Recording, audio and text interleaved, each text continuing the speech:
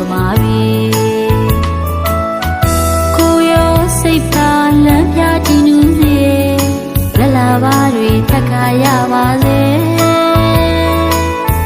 ချစ်တော်မိတ်ဆွေဒီနေ့ကံကောင်းနိုင်ပါစေ